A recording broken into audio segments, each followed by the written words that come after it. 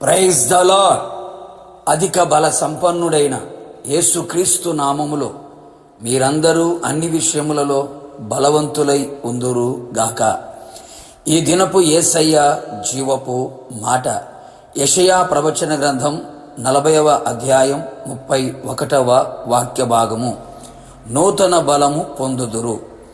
ఆత్మ కొరకు కనిపెట్టి ప్రార్థించి ఆత్మాభిషేకమును పొందుకొని ఆత్మచేత నడిపించబడుచు ఆత్మవశములో ఆత్మ స్వాధీనములో నిలిచి ఆత్మ నియమమును పాటించుచు ఆత్మలో వర్ధిల్లుచు ఆత్మ సంబంధులుగా కొనసాగుచున్న ఆత్మీయులారా, ఆత్మ సంబంధులలో ప్రభు రాకడ వరకు మనం ఆత్మలో బలవంతులై ఉండవలెను.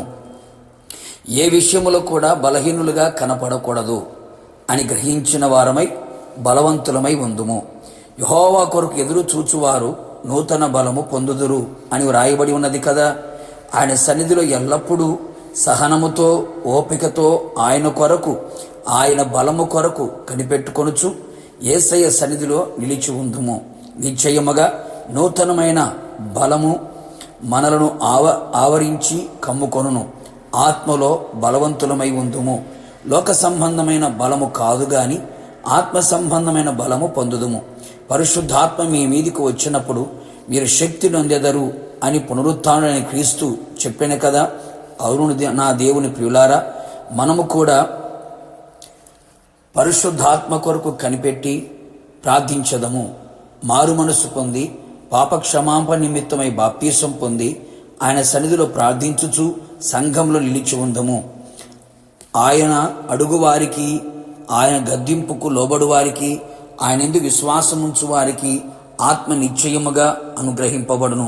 గనుక ఆత్మ వలన నూతన బలము పొందుచు మన పితరులు ఆత్మ బలము చేత ఎన్నో గొప్ప కార్యములు జరిగించిరి. శత్రువుల మీద జయమును పొందిరి. మృగముల మీద జయము కలిగి కట్లు తెగిపోయిన వారిగా సాహస కార్యములు జరిగించిరి. ఈ కడవరి దినములలో సంఘములలో, కుటుంబములలో, వ్యక్తిగత జీవితములో పరిశుద్ధాత్మ బలము అవసరమై ఉన్నది. తాను అభిషేకించిన వానికి ఆయన అధిక బలము దయచేయును కదా. ఈ నూతన బలము చేత పక్షిరాజు వలె రెక్కలు చాపి పైకి ఎగురుదుము. అవును ప్రియులారా, నూతన బలము చేత భూ సంబంధమైన వాటికి, వాటి ఆకర్షణకు దూరమై ఆత్మ సంబంధమైన వాటి యందు మనసు నిలుపుదుము. పైనున్న వాటినే వెతుకుదుము. పరలోక పౌరసత్వము అనుభవించదము. ప్రభు రాకడలో మేఘముల మీద కొనిపోబడదుము. నూతన బలము చేత అలయక పరిగెత్తదము. నిజమే ప్రియులారా, ఈ లోక ప్రయాణములలో పరిగెత్తువారు అలసిపోదురు కదా. కానీ ఆత్మీయంగా పరిగెత్తువాడు ఎన్నటికీ ఎప్పటికీ అలసిపోడు.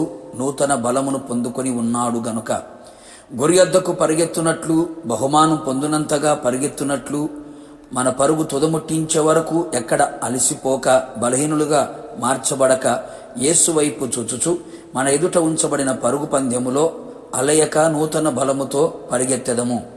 సమస్యలక నడిచెదము. లోకము నడుచువాడు సమస్యలను, నూతన బలము పొందిన మనము సమస్యలక ఆయన అడుగుజాడల్లో నడిచెదము. వాక్యానుసారముగా నడిచెదము. ప్రేమ కలిగి నడిచెదము. ఐక్యత కలిగి నడిచెదము. సమాధానము కలిగి నడిచెదము. ఆయన చిత్తానుసారముగా నడిచెదము. ప్రభు రాకడ వరకు మనము ఎక్కడ బలహీనులు కాకుండా బలవంతులమై నడిపించబడుచు ప్రభు రాకడ కొరకు సిద్ధపడెదము. ప్రార్థన. ప్రియ పరలోకపు తండ్రి, నీ పరిశుద్ధమైన పాదములకి కృతజ్ఞతాస్తుతులు చెల్లించుచు ఉన్నాం. నీ సన్నిధిలో మీ కొరకు ఎదురు చూచువారు నూతన బలమును పొందుదురు అని లేఖనాలు చెబుతున్నాయి. నీ సన్నిధిలో కనిపెట్టి ప్రార్థించుచు మీ వైపు చూచుచున్న నీ ప్రియ ప్రజలందరినీ కూడా మీ ఆత్మతో అభిషేకముతో నింపి అధికమైన బలముతో, నూతనమైన బలముతో నింపండి.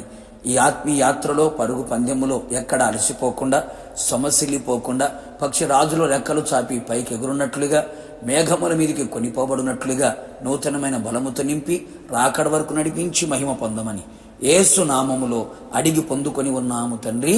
ఆమేన్. నిశ్చయముగా మీరును మీ కుటుంబ సభ్యులందరూ నూతన బలమును పొందుకొని రాకడ వరకు నడిపించబడుదురు గాక.